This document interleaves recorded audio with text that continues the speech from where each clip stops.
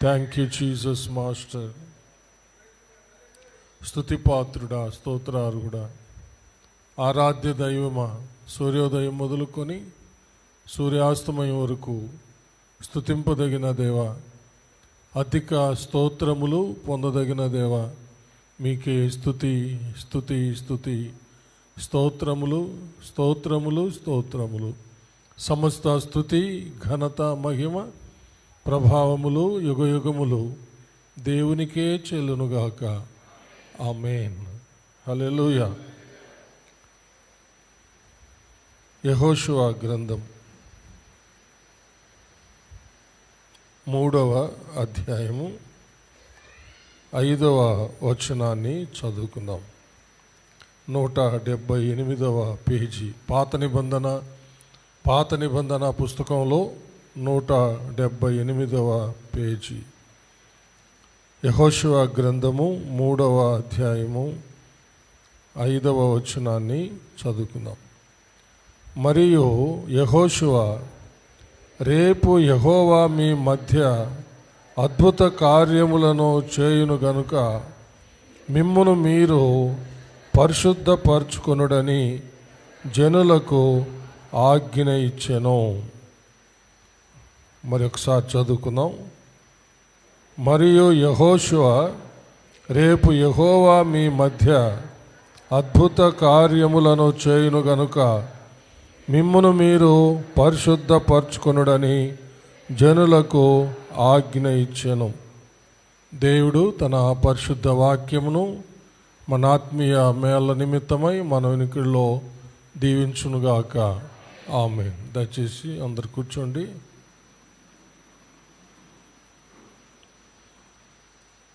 ప్రార్థన చేసుకుందాం. మహాపరిశుద్ధుడు అయిన మా ప్రియ పరలోకపు తండ్రి, దయగలిగిన మా దేవ యెహోవా, మీకు వందనములు, స్తుతులు, స్తోత్రములు చెల్లిస్తున్నాము.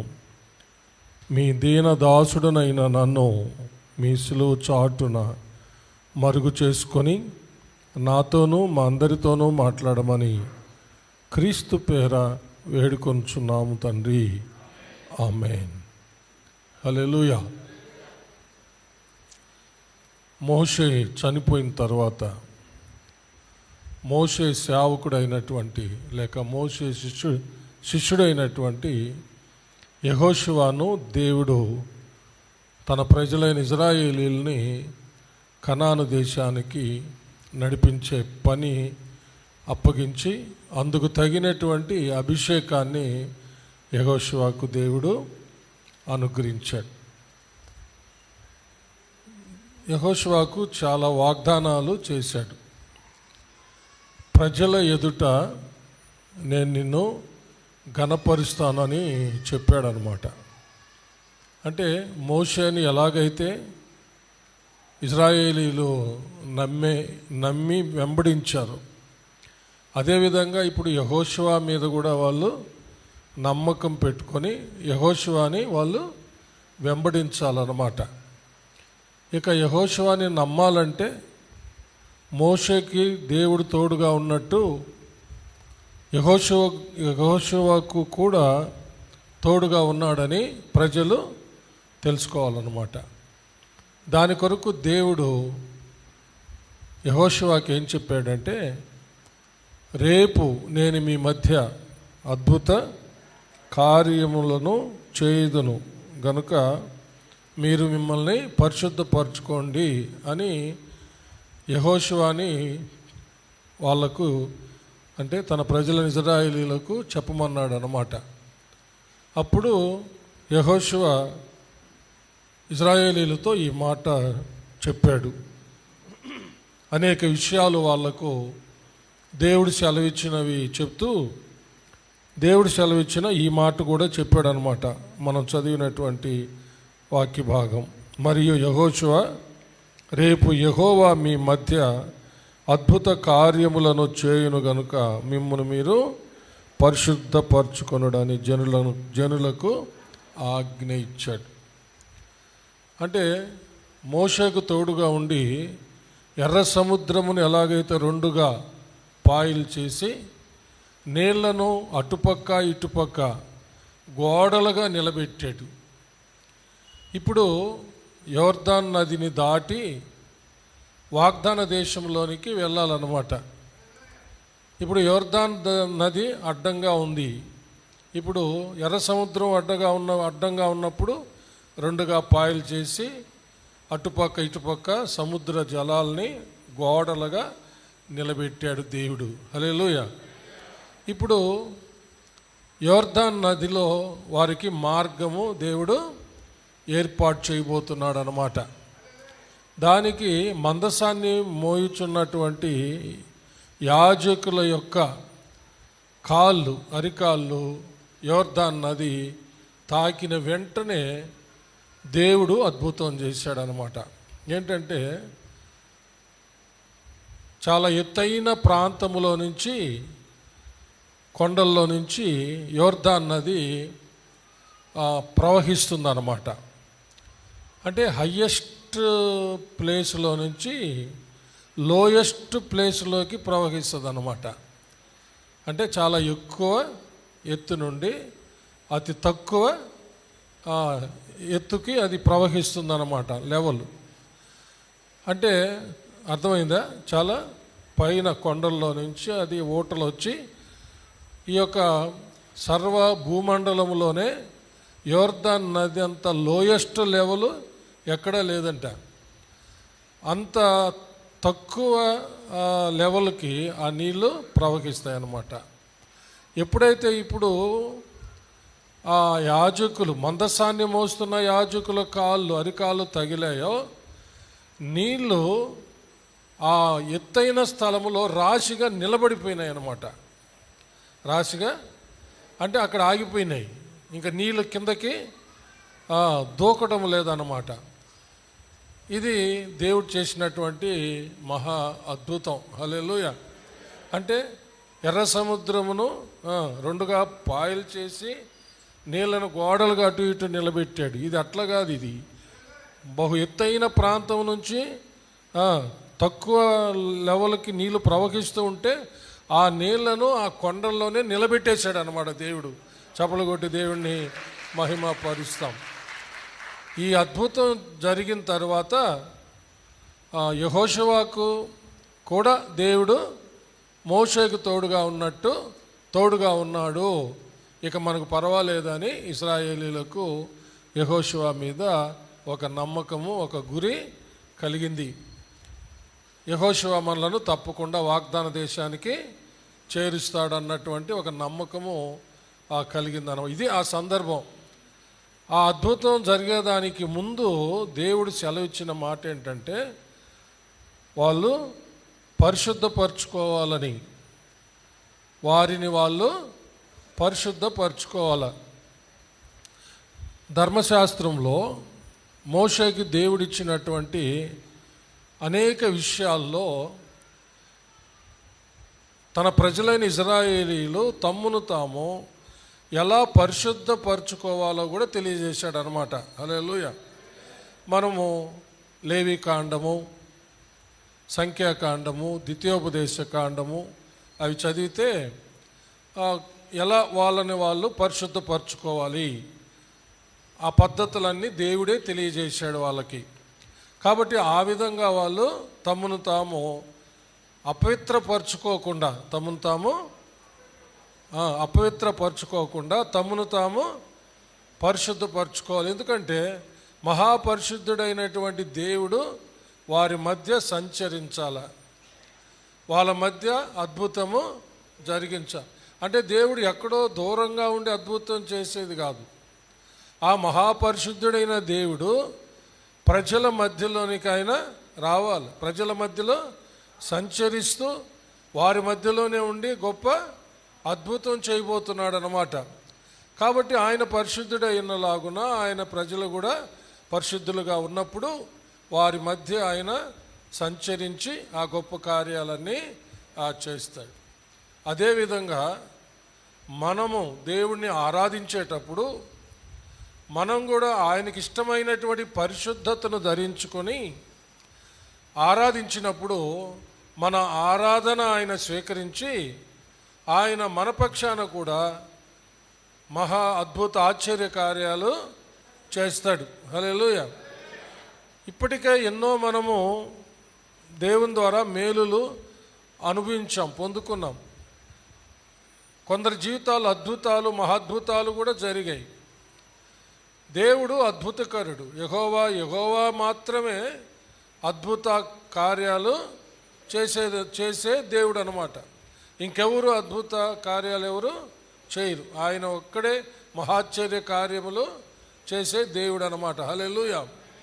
కాబట్టి మనం కొన్ని వారాలుగా దేవుణ్ణి ఆరాధించే మనం పరిశుద్ధతను కలిగి ఆరాధించాలని మనము ధ్యానిస్తున్నాం. కాబట్టి మన జీవితంలో కూడా ఒక అద్భుతం జరగాలంటే మనం కూడా పరిశుద్ధతను కలిగి ఆయనను ఆరాధించాలి. హల్లెలూయా. మనం పరిశుద్ధతను కలిగి పరిశుద్ధతను ధరించుకొని ఆయన పరిశుద్ధుడై ఉన్నలాగున మనము సమస్త ప్రవర్తన యందు, సమస్త విషయాల్లో, సమస్త స్థితిగతుల్లో, సమస్త గమనాల్లో, అన్ని విషయాల్లో దేవుని వలె మనం కూడా పరిశుద్ధులమై ఆయన ఆరాధించినప్పుడు మన జీవితాల్లో ఇంకా గొప్ప కార్యాలు జరుగుతాయి. ఆయన చేస్తాడు, మన పట్ల చేస్తాడు, మన బిడ్డల పట్ల చేస్తాడు, మన బిడ్డల పట్ల చేస్తాడు. ఎవరైతే పరిశుద్ధతను కలిగి ఆయన్ని హానర్ చేస్తారో, హల్లెలూయా, ఆయన్ని గౌరవిస్తారో, ఆయనకు తగినట్టుగా పరిశుద్ధత కలిగి జీవిస్తూ ఎవరైతే ఆయన్ను ఘనపరుస్తారో వారి జీవితాల్లో దేవుడు వారిని ఘనపరుస్తాడు. చప్పలు కొట్టి దేవుని మహిమపడదాం. ఇప్పుడు ఈ చదివిన వాక్యాన్ని బట్టి అదే వాక్యాన్ని ఒక అంశంగా తీసుకున్నాను నేను ఈరోజు. ఏంటంటే యెహోషువ వారికి సెలవిచ్చినట్టుగా మిమ్మును మీరు పరిశుద్ధపరచుకొనుడి, మిమ్మును మీరు పరిశుద్ధపరచుకొనుడి. ఇప్పుడు ఇది అంశంగా ఈరోజు నేను తీసుకోవడం జరిగింది. ఇప్పుడు ఈ మాట పరిశుద్ధాత్మ దేవుడు మనతో చెప్తున్నాడు అన్నమాట. ఏమని? మిమ్మును మీరు పరిశుద్ధపరచుకోండి. హల్లెలూయా. ఎందుకంటే ఆ పరిశుద్ధుడైన దేవుడిని ఆరాధించాలంటే మనల్ని మనము పరిశుద్ధపరచుకోవాలా. పరిశుద్ధ బల్లలో, పరిశుద్ధ ప్రభు బల్లలో మనం పాల్గొనాలంటే మనల్ని మనము పరిశుద్ధపరచుకోవాలా. హల్లెలూయా. అలాగ పాల్గొని ఆశీర్వచనపు పాత్రలోనిది త్రాగి మనం ఆశీర్వదించబడబోతున్నాం అన్నమాట. హల్లెలూయా. మన పరిశుద్ధమైన ఆరాధన దేవుడు స్వీకరించి పరలోకం తెరిచి, లేకపోతే ఇప్పుడే విన్న కీర్తన ప్రకారం ఆయన గుప్పిలు విప్పి మనకు ప్రతి సుఖాన్ని అనుగ్రహించబోతున్నాడు అన్నమాట. ఆయన కుడి చేతిలో నుంచి ప్రతిదీ ఆయన చేతిలో నుంచి మనము పొందుకోబోతున్నాం. చప్పలు కొట్టి దేవుణ్ణి మహిమపరుస్తాం. ఒక ప్రశ్న ఏంటంటే, ఇప్పుడు మనలను మనము పరిశుద్ధపరచుకోవాలి అని అంటే పాపం అంటే ఏంటో మనం తెలుసుకోవాలి. పాపం అంటే ఏంటో మనం తెలుసుకోవాలి. అంటే పరిశుద్ధపరచుకోవడం అంటే పాపము మనలో ఏ ఏ ఏ విధమైనది, లేకపోతే ఎంత ఎత్తు మనలో చేరిందో చూసుకోవాలి. అంటే మనలో ప్రవేశించి ఉన్న పాపం, చెప్పండి, మనలో చేరిపోయినా లేక ప్రవేశించిన మనలో నివసిస్తున్న పాపము ఏంటో తెలుసుకోవాలి. దాన్ని మనము తీసేసుకోవాలన్నమాట. రెండవది, మనలో ప్రవేశించడానికి కాచుకొని ఉన్నటువంటి పాపం, మనలో ప్రవేశించడానికి పొంచి ఉన్న పాపం అన్నమాట. పొంచి ఉన్న పాపం అది కూడా ఇప్పుడే విన్నాం. యోసేపును పొంచుకోంది ఒక పాపం. ఆ పోతిఫర్ భార్య యోసేపు మీద కన్ను వేసి పొంచుకొని ఉందన్నమాట. ఇలాంటి మన పైన పొంచుకొని ఉన్నటువంటి పాపం, మనలో ప్రవేశించిన పాపము, మనలో ప్రవేశించడానికి పొంచుకొని ఉన్న పాపం, లేక మనల్ని అంటడానికి కాచుకొని ఉన్నటువంటి, పొంచుకొని ఉన్నటువంటి పాపం. మనలో ఉన్న పాపాన్ని తొలగించుకోవాలి. మనలో ప్రవేశించటానికి పొంచుకొని ఉన్నటువంటి పాపాన్ని కూడా మనలోనికి రాకుండా జాగ్రత్త అర్థమైందా? హలో, అర్థమైందా? అర్థం చేసుకోవడానికి ట్రై చేయండి. ఆ విధంగా మనము పవిత్రపరచుకోవాలన్నమాట. కాబట్టి పాపం అంటే ఏంటో తెలిస్తే కదా మనలో ఏం పాపం ప్రవేశించిందో తెలుసుకుంటాం, ఏ పాపం మనలోకి రావడానికి కాచుకుందో తెలుసుకుంటాం. కాబట్టి పాపం అంటే ఏంటి? బైబిల్లో అనేక నిర్వచనాలు ఉన్నాయి పాపాన్ని గురించి. కానీ అన్నీ ఇప్పుడు చెప్పడానికి కాదు, కానీ ఒక్కటి మాత్రం చెప్తాను, అతి ప్రాముఖ్యమైనటువంటిది. యోహాను సువార్త, యోహాను పత్రిక, మొదటి పత్రిక 3వ అధ్యాయము 4వ వచనము చదువుదాం. పాపము చేయు ప్రతివాడును ఆజ్ఞను అతిక్రమించును, ఆజ్ఞ అతిక్రమమే పాపము. చూసారా? పాపము చేయు ప్రతివాడు ఆజ్ఞను అతిక్రమించును, ఆజ్ఞాతిక్రమమే పాపము. సరే, కాబట్టి దేవుడిచ్చినటువంటి ఆజ్ఞలను అతిక్రమించడమే ఆ పాపం అన్నమాట. సరే, ఇప్పుడు ఆ పాపము అంటే దేవుడిచ్చిన ఆజ్ఞలు అతిక్రమించడం పాపం అని తెలుసుకున్నాం కదా. అసలు ఆజ్ఞలు తెలుసుకోవాలి కదా. ఇప్పుడు దేవుడిచ్చిన ఆజ్ఞలు ఏవో తెలియకపోతే మనము వేటిని అతిక్రమించున్నామో మనకి ఎట్లా తెలుస్తుందా? అందుకనే ప్రథమంగా మనం తెలుసుకోవలసినటువంటి ఆజ్ఞలు 10 ఆజ్ఞలు ఉన్నాయి. ఇంతకుముందు కూడా ఒకసారి మీకు చెప్పాను, వీటిని నేర్చుకోండి అని. ఎంతమంది నేర్చుకొని కంఠపాఠం చేశారో నాకు తెలియదు, కంఠస్థం చేశారో నాకు తెలియదు. ఎవరన్నా చేశారా చెప్పిన ప్రకారం? Anybody please? ఎవరన్నా ఒక్కరన్నా చేశారా? 10 ఆజ్ఞలు మైక్ ఇస్తాను, గడగడ చెప్తారా ఎవరైనా? అంటే మనము ఏం చేస్తున్నామంటే గుడికి వచ్చేసి వినేసి ఏదో పోతున్నాం, కానీ దాన్ని అభ్యాసం చేయడం లేదనమాట. అభ్యాసం చేయడంలే. పిల్లలు స్కూల్కి వెళ్తారు, లేక కాలేజీకి వెళ్తారు, టీచరో లేక లెక్చరరో బోధ చేస్తాడు, వాళ్ళకి కొన్ని ఎక్సర్సైజెస్ ఇస్తారు. వాళ్ళు ఎక్సర్సైజ్ చేయకపోతే వాళ్ళు సరిగా పాస్ కాగలుగుతారా? వాళ్ళకి అసలు ఆ సబ్జెక్ట్ నాలెడ్జ్ వస్తుందా? ఒక ప్రశ్న ఇస్తే వాళ్ళు జవాబు కరెక్ట్గా రాయగలుగుతారా? మన క్రైస్తవుల్లో ఉన్నటువంటి భయంకరమైన సోమరితనం ఇదే, భయంకరమైన నిర్లక్ష్యం ఇదే. అన్నింటినీ చురుకుగా అన్నీ చేసుకుంటాం, కానీ స్పిరిచువల్ ఎక్సర్సైజెస్ మనం చేయం. ఆత్మీయంగా మనం అభివృద్ధి చెందడానికి, బలపడడానికి, మన జీవితాల్ని పరిశుద్ధపరచుకోవడానికి అవసరమైనటువంటి ఎక్సర్సైజెస్ మనము ఇంటి పాఠాలు చేయమన్నమాట. అందువల్లనే మన క్రైస్తవ జీవితాలు ఎంతో బలహీనంగాను, తిరిగి పాపాలు చేస్తూ పర్వాలేదులే అనుకుంటూ వీళ్ళని చూపించుకుంటూ వాళ్ళు చేయలేదా, వీళ్ళు చేయలేదా, మనం చేస్తే ఏమొచ్చింది, ఇలాగ సర్ది చెప్పుకుంటూ పాపపు ఊబిలో ఇరుక్కోబోతున్నారు. వాళ్ళందరి గతి ఏమిటి అనుకుంటున్నారు? బైబిల్ చెప్పేది ఏమైనా అబద్ధమా? వాళ్ళందరి గతి శాశ్వతమైన నరకం, అగ్ని గంధకాలతో మండే గుండం కాదా? ఆ మాటలన్నీ బైబిల్లో అబద్ధంగా రాయబడ్డాయా? కాదు, ఎంతో సత్యం. కాబట్టి ఆత్మీయ ఎక్సర్సైజెస్, స్పిరిచువల్ ఎక్సర్సైజెస్ మనకి ఎంతైనా అవసరం. ఆత్మీయ అభ్యాసం అవసరం. చప్పలు కొట్టి దేవుణ్ణి మహిమపరుస్తాము. ఆ 10 ఆజ్ఞలు ఒకసారి మనము చదువుకుందాం. మీకు జ్ఞాపకం చేస్తాను మరలా. ఈసారైనా కంఠస్థం చేయండి. నిర్గమకాండము 20వ అధ్యాయము, నిర్గమకాండము 20వ అధ్యాయము 1 నుండి 17వ వచనం వరకు మనము చదివితే అక్కడ 10 ఆజ్ఞలు, వాటి వివరణ ఇవ్వబడింది. 10 ఆజ్ఞలు, వాటి వివరణ ఇవ్వబడింది. మీరు ఇంటికెళ్ళి చక్కగా చదవండి. ఆజ్ఞలతో పాటు వాటి వివరణ కూడా మీకు అర్థమవుతుంది.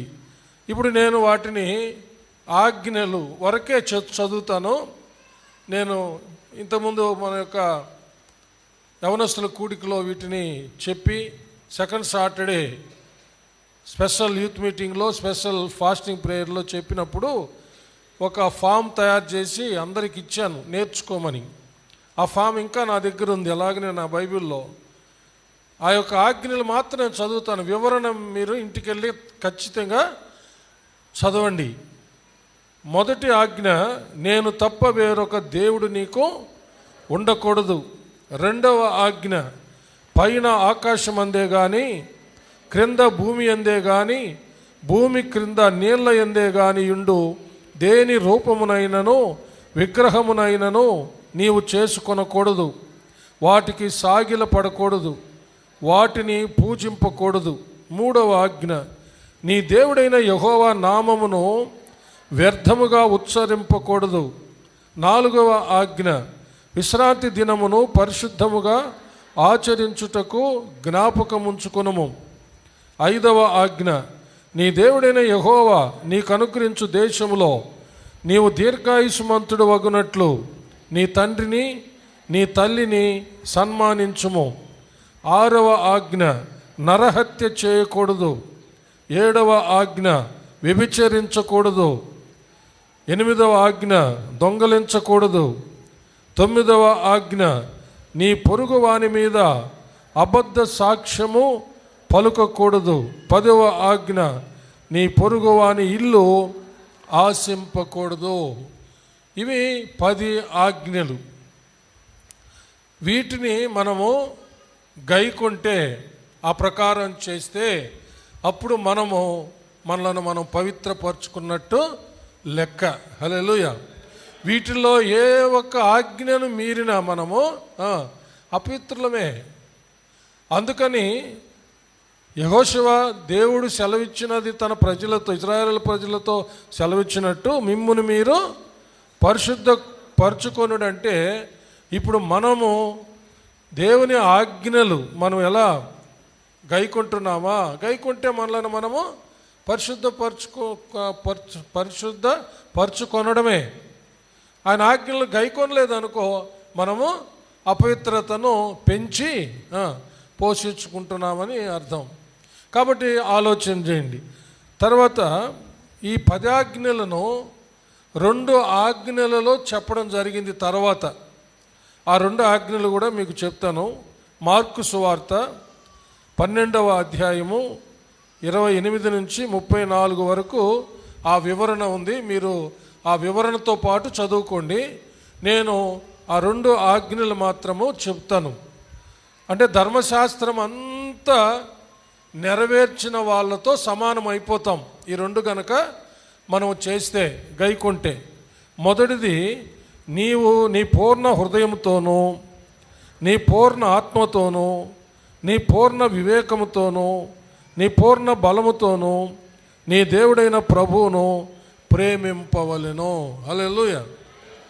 దేవుణ్ణి ప్రేమిస్తే దేవునికి ద్రోహము చేయలేం. దేవుడిచ్చినటువంటి ధర్మశాస్త్రం అంతా మనల్ని సృష్టించి, మనల్ని రక్షించి, మనల్ని పెంచి పోషిస్తున్నటువంటి దేవుణ్ణి ప్రేమించాలి తప్ప ఆయనకు ద్రోహము చేయకూడదు అనేది నేర్పిస్తుంది. హల్లెలూయా. అలాగే ఇప్పుడు మన ప్రభు అయినటువంటి యేసుక్రీస్తును దేవుడు పంపించి మనకు గొప్ప రక్షణ కలుగజేసినటువంటి మన ప్రభువుని మనము ప్రేమించాలి తప్ప ఆయనకు ద్రోహము చేయకూడదు. ఇప్పుడే కీర్తనలో విన్నాం కదా, ఆయనని విడిచి వేరొకరిని అనుసరించకూడదు. ఆయన విడిచి వేరొకరిని అనుసరిస్తే వారికి శ్రమలు విస్తరిస్తాయని విన్నాం. అయితే మనము ఈ ఆజ్ఞల యొక్క సారాంశం ఏమిటంటే, మనము మన ప్రభువుకి ద్రోహము చేయకూడదు. ఎందుకంటే ఆయన మన కోసం ప్రాణ త్యాగం చేసి మనలను రక్షించాడు. కాబట్టి మనము ఈ మొదటి ఆజ్ఞ నెరవేరిస్తే దేవుని పట్ల మనం చేయాల్సినవన్నీ చేసినట్టే అన్నమాట.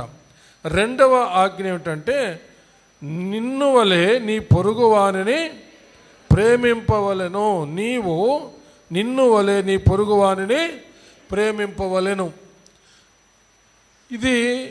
ఇది కూడా ప్రధానమైనటువంటి ఆజ్ఞల్లో ఇది కూడా ఒకటి అన్నమాట. ఎప్పుడైతే మనం పొరుగువాడిని ప్రేమించగలుగుతామో పొరుగువారికి కూడా చెప్పండి ద్రోహము చేయలేమో. జాగ్రత్తగా సమాధానం చెప్పాలా, లేకపోతే గమ్ముగుండాలి. దేవుణ్ణి ప్రేమిస్తే దేవునికి ద్రోహం చేయలేం. పొరుగువాడిని ప్రేమిస్తే పొరుగువానికి ద్రోహం చేయలేం. దేవునికి ద్రోహం చేయకుండా, పొరుగువానికి ద్రోహం చేయకుండా జీవించేదానికే దేవుడు ధర్మశాస్త్రాన్ని ఇచ్చింది. చప్పలు కొట్టి దేవుణ్ణి మహిమ పరుస్తాం. హల్లెలూయా. పొరుగువాడంటే నెయిబర్, నా దగ్గరవాడు. వాళ్ళకి ద్రోహం చేయలేం దేవుడు వాడిని కనుక ప్రేమిస్తే. తర్వాత ప్రభు ఇచ్చినటువంటి కొత్త ఆజ్ఞ. ప్రభు ఇంకా మానవాళి రక్షణ కొరకు తను తాను సిలువ మరణానికి అప్పగించుకుంటున్న సమయంలో చివరిగా ప్రభు బల్ల అంటే పస్కా బలి ఆచరించిన సమయం, అది పస్కా విందు. యోహాను రాసిన సువార్త 13వ అధ్యాయము మనకు తెలియజేస్తుంది.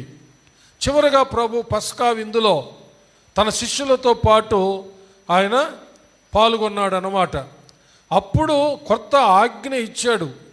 ఆ ఆజ్ఞ ఏంటంటే, మీరు ఒకరిని ఒకరు ప్రేమింపవలెను. హల్లెలూయా. నేను మిమ్మును ప్రేమించినలాగున మీరును ఒకరిని ఒకరు ప్రేమించుకోవాలి. హల్లెలూయా. మీరు ఒకరినొకరు ద్వేషించుకోకూడదు, ఒకరినొకరు ప్రేమించుకోవాలని చాలా స్పష్టంగా తెలియజేయడం జరిగింది. హల్లెలూయా. అంటే క్రీస్తు యేసు రక్తము ద్వారా విమోచించబడి రక్షించబడినటువంటి ఆయన సహోదరులు అంటే మనమే. హల్లెలూయా. మనము ఒకరినొకరు ప్రేమించుకోవాలి తప్ప మనం ఒకరినొకరు ద్వేషించుకోకూడదు. ఒకరినొకరు మనము కక్ష పెట్టుకోకూడదు, పగ పెట్టుకోకూడదు. ఒకరికంటే ఒకరు హెచ్చు తగ్గులు పెట్టుకొని ద్వేషించకూడదు, తక్కువగా చేయకూడదు అన్నమాట. అందరము సంతోషంగా సమానంగా, యేసుక్రీస్తు పక్షపాతి కాడు కాబట్టి అందరికీ ప్రభు ఆయన పక్షపాతి కాడు కాబట్టి మనం కూడా ఆయన వలె మనం అందరం సమానంగా. సంఘములో 3 తరగతుల ప్రజలు ఉంటారు. చాలాసార్లు మనము ధ్యానించుకున్నాం. లో class people, middle class people, high class people అని. లోకమంతటా ఉన్న ప్రజలను కూడా ఈ 3 తరగతులుగా విభజించారు. తక్కువ తరగతి ప్రజలు, మధ్య తరగతి ప్రజలు, ఉన్నత తరగతి ప్రజలని. లోకంలో కూడా ఈ తరగతుల ప్రజలు ఉన్నారు.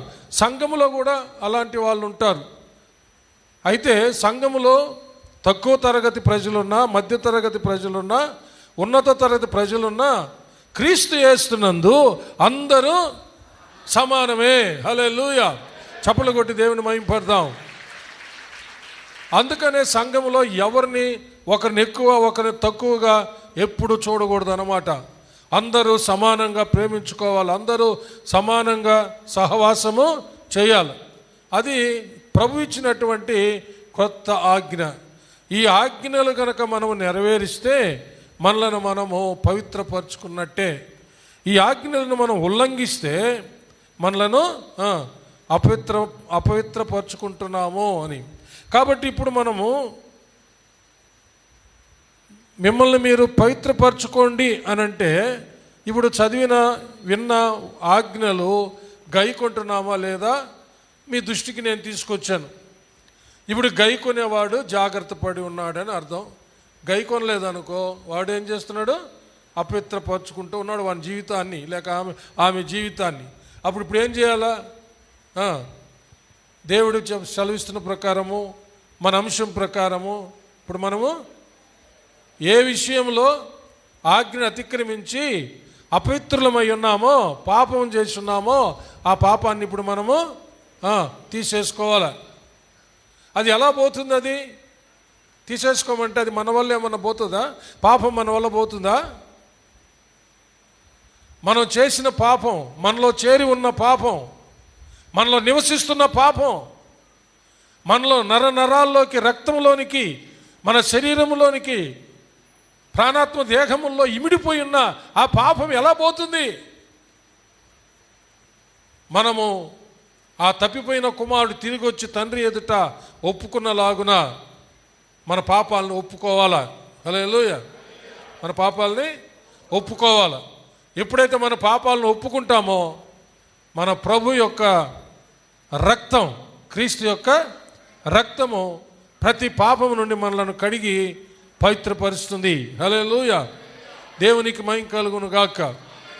కొందరు పొరపాటు పడుతున్నది ఏమిటంటే, నెలంతా మన ఇష్టప్రకారము జీవించి, నెలంతా ఇష్టప్రకారం పాపాలు చేసి, అపవిత్రత చేసి, వారి వారి కోరికలు తీర్చుకొని, వారి వారి ఆశలు తీర్చుకొని, బల్ల రోజు వచ్చేసి ప్రభువా నన్ను క్షమించు, నేను పాపిని, నేను అపరాధిని అని చెప్పేసి ఒక పాట పాడేసి బలలో చేవేసేస్తే ఆ పాపం అంతటితో పోతుంది అని చాలామంది, అలాగని మొదటి వారమే ఎక్కువ మంది రావడం చూస్తూ ఉన్నాం. నేను దీన్ని కాదనడంలే, కానీ మరలా పోయి పాపాలు చేసి మరలా వచ్చి పాపాలు ఒప్పుకొని పరిశుద్ధపరచుకోండి అని బైబిల్ ఎక్కడ చెప్పట్లే. హలో, మీరు బల్ల తీసుకొని పోండి, మళ్ళీ పాపాలు చేయండి, మళ్ళీ రండి అని బైబిల్ చెప్పట్లేదు. దేవుడు ఎల్లప్పుడూ పరిశుద్ధుడు, మనం కూడా ఎల్లప్పుడూ పరిశుద్ధంగా ఉండాలా. చప్పలు కొట్టి దేవుడిని మహిమపడదాం. కొంతమందికి ఉన్న ధైర్యం ఏంటంటే, నేను ఇన్ని చేస్తున్నా కూడా బాగానే ఉన్నాను కదా, నాకేం జరగడం లేదే అని చాలామంది ఈ పద్ధతిని ఫాలో అవుతున్నారు లోకంలో. అంటే బాగానే ఉన్నారు, దర్జాగా లోకంలో తిరుగుతున్నారు, ఇష్టప్రకారం తిరుగుతున్నారు. అంటే వ్యభిచారం, ఇష్టప్రకారం తాగుతున్నారు, తాగుబోతాను, ఇష్టప్రకారం నేత్రాశ, శరీరాశ, జీవడంబాల్లో ఉన్నారు. మరలా యథాప్రకారం ఆదివారం పరిశుద్ధంగా దేవుని సన్నిధికి వచ్చేస్తున్నారు. అంటే పరిశుద్ధంగా అంటే తెల్లని వస్త్రాలు వేసుకొని, అంతే, హృదయం తెల్లంగా లేదు. వచ్చేసి పాపాలన్నీ ఒప్పేసుకొని, ప్రభు పొరపాటు అయిపోయింది, అపరాధన అయిపోయాను, నన్ను క్షమించు, నేను యోగ్యంగా బలలో చేవేసి నాయనా నాకు వచ్చిన పాత్రలు, ఆశీర్వాదాలు నాకు ఇచ్చేసేయి అని పోతున్నారు. పోయి మరలా చేస్తున్నారు. అందుకనే వాళ్ళకి ఆశీర్వాదాలు లేవు, అందుకనే వాళ్ళ జీవితంలో అద్భుతం లేదు. వాళ్ళు అనుకుంటున్నారు, వెళ్ళిపోతున్నారు, కానీ వాళ్ళ జీవితాల్లో ఏమాత్రమో ఆశీర్వాదం కానీ, అభివృద్ధి కానీ, ఫలింపు కానీ ఏమీ నోచుకోవడం లేదు. దానికి కారణం ఏమిటంటే మరలా పోయి పాపాలు చేయడమే. బైబిల్ మరలా పోయి పాపాలు చేయడానికి నీకు పర్మిషన్ ఇవ్వడంలే. అసలు బైబిల్ చాలా స్ట్రిక్ట్గా చెప్తున్నది ఏమిటంటే, మనము వదిలిపెట్టిన పాపానికి ఇంకెన్నడూ తిరగకూడదు. మనం తిరిగి మరలా కుక్క స్వభావంలోనికి, పంది స్వభావంలోనికి వెళ్ళకూడదు అని బైబిల్ స్పష్టంగా తెలియజేస్తూ ఉంది. ఇంతకుముందు వారాల్లో చాలాసార్లు మీకు చెప్పాను, కుక్క కక్కిన వాంతికి తిరిగినట్టుగా మనం వదిలిపెట్టిన పాపాలకు తిరిగిపోకూడదు. అలాగే కడగబడిన పంది మరలా బుడదలోకి వెళ్ళి పొర్లాడినట్టుగా మనం మరలా పాపములో పొర్లాడకూడదు అని స్పష్టంగా పేతురు చాలా స్పష్టంగా తెలియజేశాడు. మరొకసారి చెప్తాను ఆ లేఖనం మీకు, చూడండి. ఇకనైనా జాగ్రత్త పడండి. పేతురు రాసిన 2వ పత్రిక 3వ అధ్యాయము చివరి వచనం, 2వ అధ్యాయము, 2వ పత్రిక 2వ అధ్యాయం చివరి వచనం.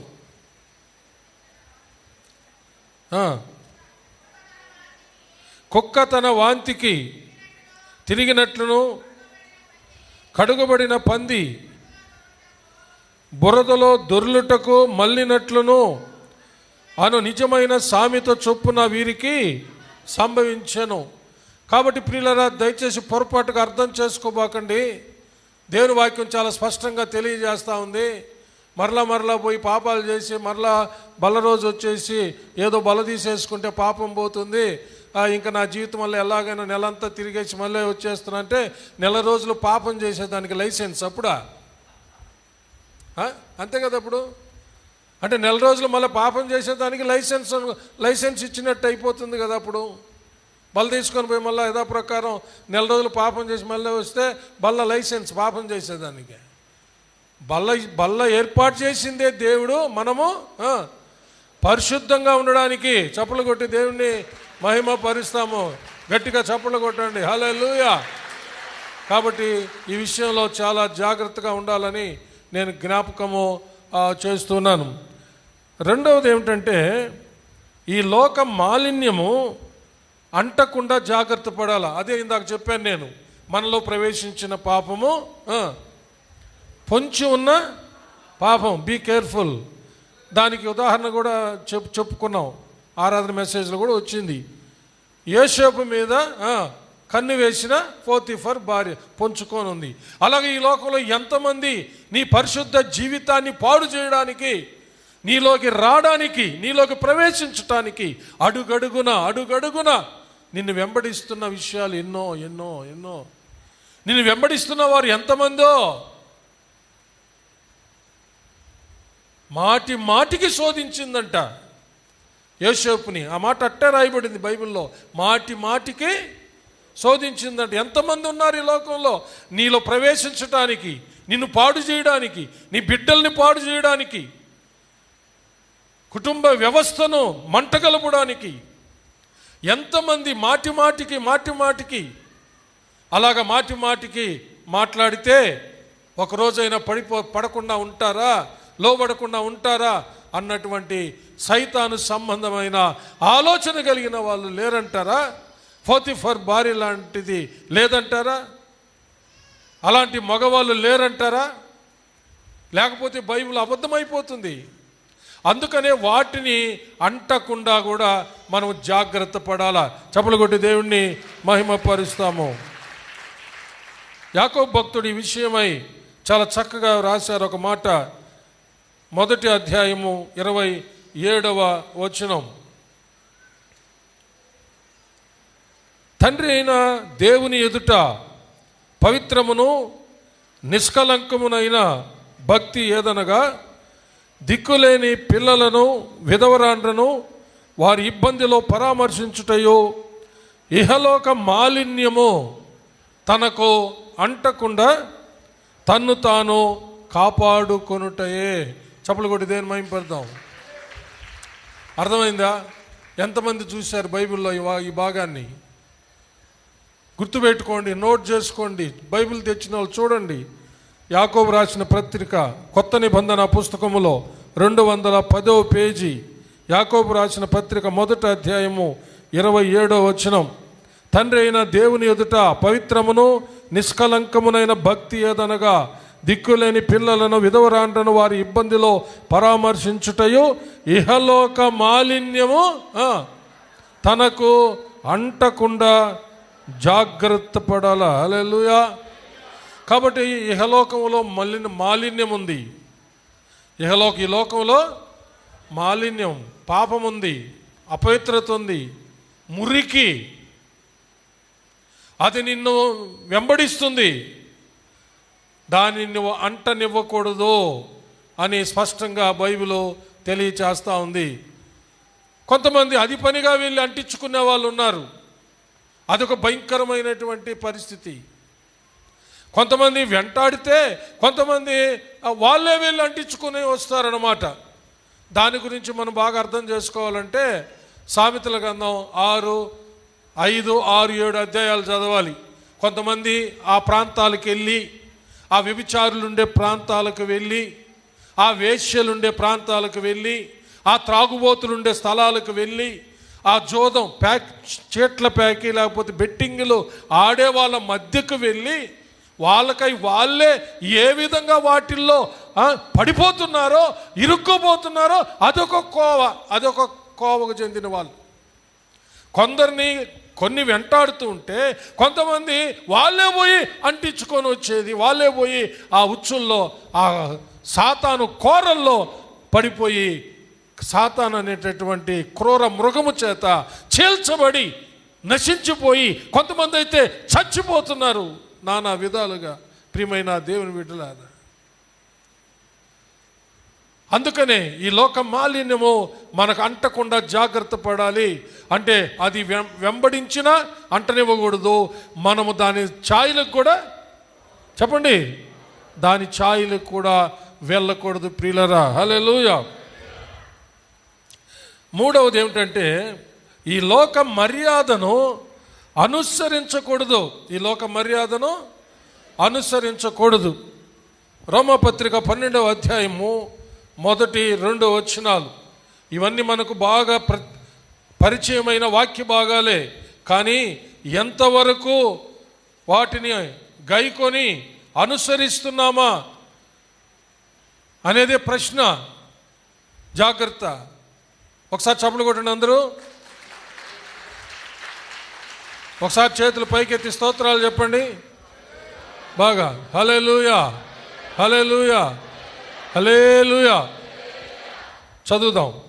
కాబట్టి సహోదరులారా, పరిశుద్ధమును దేవునికి అనుకూలమునైన సజీవ యాగముగా మీ శరీరములను ఆయనకు సమర్పించుకొనుడని దేవుని వాత్సల్యమును బట్టి మిమ్మును బతిమాలుకొనుచున్నాను. ఇట్టి సేవ మీకు యుక్తమైనది.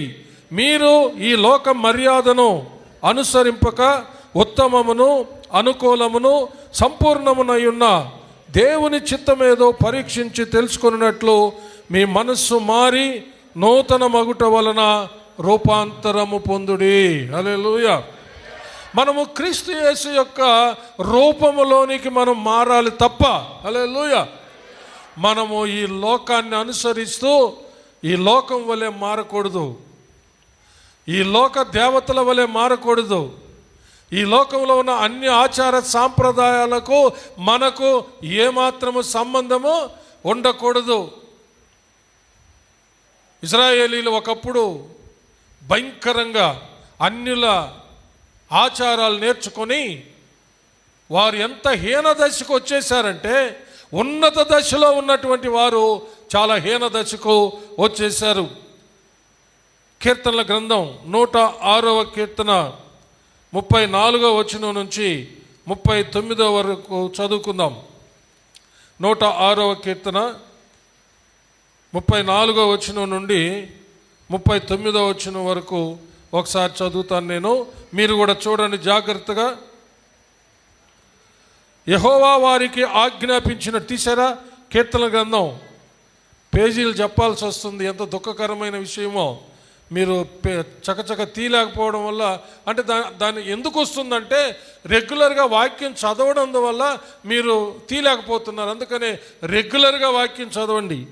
సరే, యెహోవా వారికి ఆజ్ఞాపించినట్టు వారు అన్యజనులను నాశనం చేయకపోయిరి.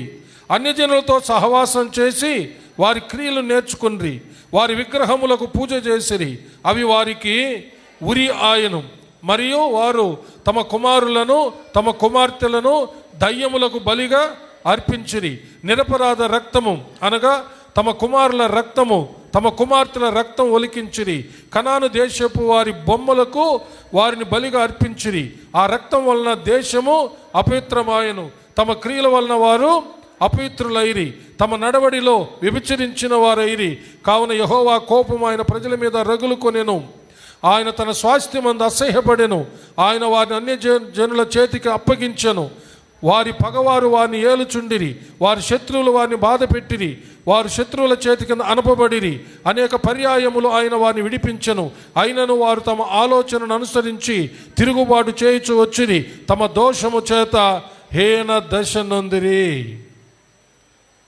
ఎంతో ఉన్నత దశ ఇశ్రాయేలీయులది. అలాంటి వారు ఎంతో హీన దశకు వచ్చేసారు. కారణం, వారు అన్యులతో చేరి వాళ్ళ యొక్క ఆచారాలు, సాంప్రదాయాలు, వాళ్ళ విగ్రహారాధన వాటిని నేర్చుకొని వాటిని అనుసరించి తమ దేవుడైన యెహోవాకు కోపం పుట్టించారు. అయినా దేవుడు అనేక పర్యాయాలు వాళ్ళని తప్పించాడు. అయినా వాళ్ళ బుద్ధి మారలేదు. ఈ రోజుల్లో కూడా ఇలాంటి కోవకు చెందిన వాళ్ళు ఎంతమంది కోకొల్లలుగా ఉన్నారు క్రైస్తవులలో. అందుకనే వారి జీవితాల్లో ఒక ఆశీర్వాదం లేదు, ఒక అభివృద్ధి లేదు. హీన దశకు దిగజారిపోయి నశించిపోతున్నారు. దరిద్రత రేఖకి ఇంకా దిగువన జీవిస్తున్న వాళ్ళు ఎంతమంది ప్రియులరా. ఇలాంటి దుస్థితి రాకూడదు. అందుకనే దావీదురాజు కీర్తనకారుడు 16వ కీర్తనలో వారు అర్పించిన పానీయ అర్పణలు నేను అర్పించను, అసలు వాటి పేర్లే నేను ఎత్తను, నా పెదవుల గుండా వాటి పేరే మాట్లాడను, నేను నా దేవుని పేరే, హల్లెలూయా, నా దేవుడిని యెహోవానే స్తుతిస్తా, నా దేవుడిని యెహోవానే ఘనపరుస్తా, నా దేవుడిని యెహోవానే ఆరాధిస్తా, హల్లెలూయా, ఆయనే నా సర్వస్వం. కాబట్టి వాటి పేర్లు ఎత్తను, వాళ్ళు అర్పించే పానీయ అర్పణలు నేను అర్పించను. మొహమాటానికి కూడా అన్యుల వలె చేరి వాళ్ళు చేసేవి చేయకూడదు ప్రియులరా. అలాగ చేసి హీన దశకు వచ్చిన ఇశ్రాయేలు వలె మనం కాకూడదు. అందుకనే ఈ 3 ప్రాముఖ్యమైన విషయాలు నేను జ్ఞాపకం చేశాను. చాలా చాలా రెఫరెన్సెస్ నేను చెప్పాలనుకున్నాను, కానీ సమయం లేనందువల్ల నేను ఒక్కొక్క భాగంలో నుంచి చెప్పాను. కాబట్టి దేవుని ఆజ్ఞలను అనుసరిస్తున్నారా, గైకొట్టున్నారా లేదా చూసుకోండి. ఈ లోక మాలిన్యము అంటకుండా చూసుకోండి. ఈ లోక మాలిన్యం దగ్గరికి వెళ్ళకుండా చూసుకోండి. హల్లెలూయా. ఈ లోక మర్యాదను అనుసరించొద్దు. ఎలాంటి పరిస్థితులు వచ్చినా సరే, ఆకలితో అల్లమటిస్తున్నా సరే, బిడ్డలు పస్తున్నా సరే, అన్యుల ఆచార సాంప్రదాయాల్లోకి, ఈ లోక మర్యాదలోకి మాత్రం పోవద్దు. బిడ్డలు పస్తుంటే, నువ్వు నీ భర్త పస్తుంటే అందరు కూర్చొని ప్రభువా మేము పస్తుతో అల్లాడిపోతున్నాం ప్రభువా అని కన్నీరు పెట్టి ఏడవండి. హల్లెలూయా. ఇక జీవితంలో నీకు పస్తు అనేది లేకుండా చేస్తాడు ఆయన. చప్పలు కొట్టి దేవుని మహిమపడతాం. హల్లెలూయా. అదే దావీదురాజు అన్నది, యెహోవా నా కాపురి, నాకు లేమి కలగదు. హల్లెలూయా. పస్తున్నావని పడుపు వృత్తి మాత్రం కోరుకోబాక. అందుకనే ప్రభు చెప్పాడు సాతానుతో, మనుషుడు రొట్టె వలన కాదు దేవుని నోటి మాట వలన బ్రతుకుతాడని. హల్లెలూయా. ఆ దేవుని నోటి మాటే మన ప్రభు అయిన యేసుక్రీస్తు. ఆయన మన కోసం ప్రాణం పెట్టినటువంటి దేవుడు. తన ప్రాణాన్ని పెట్టుటకు వెనుకాడక తన ప్రాణాన్ని మన కొరకు ఇచ్చిన దేవుడు మనకు కావలసినవన్నీ ఎందుకు ఇవ్వడు? పౌలు గారు అదే అన్నాడు. హల్లెలూయా. తన సొంత కుమారుణ్ణి అనుగ్రహించుటకు వెనుక తీయక మనందరి కొరకు ఆయనను అనుగ్రహించిన వాడు, ఆయనను అప్పగించిన వాడు, ఆయనతో పాటు సమస్తమును మనకు ఎందుకు ఇవ్వడు? రోమపత్రిక 8వ అధ్యాయం 31వ వచనంలో ఉన్నటువంటి విషయం అది. హల్లెలూయా. కాబట్టి ప్రియులరా, పరిశుద్ధతకు భంగం కలిగించబాకండి. మీ జీవితంలో దేవుడు గొప్ప కార్యాలు చేయాలంటే, మీ ఇంట్లో గొప్ప కార్యాలు చేయాలంటే, నీ వ్యక్తిగత జీవితంలో, నీ కుటుంబంలో, నీవు కలిగి ఉన్న సమస్తంలో దేవుని యొద్ద నుంచి నువ్వు ఒక అద్భుతం కోరుకుంటే, అనేక అద్భుతాలు కోరుకుంటే, మనము ఉండాల్సింది పరిశుద్ధంగా. హల్లెలూయా. ఏదైనా అపవిత్రత చేరిపోయిందేమో దాన్ని తీసివేయమని ప్రభువుని అడగాల, ఒప్పుకోవాలి. అప్పుడు ఆయన రక్తం మనల్ని కడిగి పవిత్రపరుస్తుంది. ఈ లోక మాలిన్యం అంటకుండా జాగ్రత్త పడాలి. ఈ లోక మాలిన్యం దగ్గరికి ఏమాత్రము వెళ్ళకూడదు. హల్లెలూయా. ఈ లోక మర్యాదను అనుసరించకూడదు. దేవుని చిత్తాన్ని అనుసరించాల. దేవుడటి కృప మనకందరికీ తన ఆత్మ ద్వారా అనుగ్రహించునుగాక. Amen. Hallelujah. Praise the Lord. ఒకసారి నిలబడి మనల్ని మనం పరిశీలన చేసుకుని ప్రార్థన చేసుకున్న తర్వాత బల్లలోకి వెళ్తాం ప్రియులరా. హల్లెలూయా. నిలబెట్టడంలో ఒక ఉద్దేశం, ఒకటి మీరు జాగ్రత్తగా ఆలోచిస్తారని, రెండవది నిద్రమత్తు తొలగిపోతుందని. కాబట్టి ఒక్క నిమిషం తలంచి కళ్ళు మూసుకొని విన్న వాక్యాన్ని బట్టి నీవు అసలు ఇప్పుడు పరిశీలన చేసుకో. అసలు నువ్వు పరిశుద్ధంగా ఉన్నావా? నువ్వు పాపంతో ఉన్నావా? నీ జీవితంలో అపవిత్రత ప్రవేశించిందేమో, పాపం ప్రవేశించిందేమో, అది స్థిర నివాసం చేస్తుందేమో నీలో. ఎవరికి కనబడకుండా నీవు కొనసాగుతున్నావేమో. దేవునికి దాచిపెట్టగలవా? హృదయాంతరింద్రియములు ఎరిగిన దేవుడు, ఎక్కడున్నా సరే చూడగలిగిన దేవుడు, ఆకాశంలో దాక్కున్న అక్కడున్నాడు, పాతాళంలో దాక్కున్న అక్కడున్నాడు. ఆయనకు మరుగైనది ఎక్కడా? జాగ్రత్త పడదాం ప్రియులరా, జాగ్రత్త పడదాం. ఏదైనా పరిశుద్ధాత్మ దేవుడు ఈ రోజున తెలియజేస్తూ ఉంటే, దేవా నాలో ఈ పాపం నివాసం ఉంటుంది, ఈ పాపం నాలో జీవిస్తూ ఉంది, దయతో నన్ను క్షమించండి అని తప్పిపోయిన కుమారుల్లాగా ఒప్పుకో. దేవుడు నిన్ను క్షమిస్తాడు. ఆయన పరిశుద్ధ రక్తముతో కడుగుతాడు. అప్పుడు నువ్వు పరిశుద్ధ బలలో పాల్గొని వెళ్ళి ఇంకెన్నడూ పాపం జోలికి పోకుండా పరిశుద్ధంగా జీవించినావంటే ఆశీర్వచన పాత్రలో నువ్వు తాగి వెళుతున్న నీవు ఆశీర్వాదం పొందుతావు, అద్భుతం పొందుతావు. ఆశీర్వాదాలు, అద్భుతాలు నిన్ను వెంబడిస్తాయి. చపలగొట్టు దేవుని మహిమపడతాం. Praise God. వాటి వెంబడి నువ్వు పోయేది కాదు. నీవు క్రీస్తు వెంబడి పరిశుద్ధంగా నువ్వు నడిస్తే నీ వెంబడి అద్భుతాలు, నీ వెంబడి అద్భుత ఆశ్చర్య కార్యాలు, నీకు కావలసినవన్నీ నీ వెంట వస్తాయి. ప్రియులరా, పాపపు జోలికి ఇంకెళ్ళద్దు. ఒక్కసారి పరిశీలన చేసుకోండి. అందరూ కళ్ళు మూసుకొని జీవితాలని పరిశీలన చేసుకోండి. పరిశుద్ధుల కొరకే రేపు ప్రభు రాబోతున్నాడు. పరిశుద్ధత లేకుండా ఎవరు దేవుని చూడలేరు. పరిశుద్ధత లేకుండా నీ ఆరాధన దేవుడు స్వీకరించలేడు. పరిశుద్ధత లేకుండా నీ జీవితంలో ఒక అద్భుతం జరగదు. నీ కోరికలు నెరవేరవు. ప్లీజ్ దయచేసి నా చేతులు జోడించి మనవి చేస్తున్నా, దహించే అగ్ని అయిన దేవునితో ఆటలాడొద్దు. ఈరోజు ఆయన ప్రేమ స్వరూపి అయి పదే పదే పదే చేతులు చాచి పిలుస్తున్నాడని చులకనగా తీసుకోబాక. ఒక రోజున త్రాసు చేతిలో పట్టుకొని కూర్చోబోతున్నాడు తూకం వేయడానికి. నీ జీవితాన్ని తేలిపోయావో నరకమే, తూగితే ధన్యుడివి పరలోకం. ఎలా ఉంది నీ జీవితం? ఒక్కసారి పరిశీలన చేసుకో. ఏదైనా పరిశుద్ధాత్మ దేవుడు ఒప్పిస్తూ ఉంటే ఒప్పుకో ప్రియమైన సహోదరుడా, సహోదరి. Thank you Jesus master. Hallelujah, hallelujah, hallelujah. ప్రార్థించుకుందాము. ఎవరికి వాళ్ళు తల ఉంచుకున్నట్టుగా సహోదరుడు ప్రేమ్ కుమార్ చిన్న ప్రార్థన చేస్తాడు.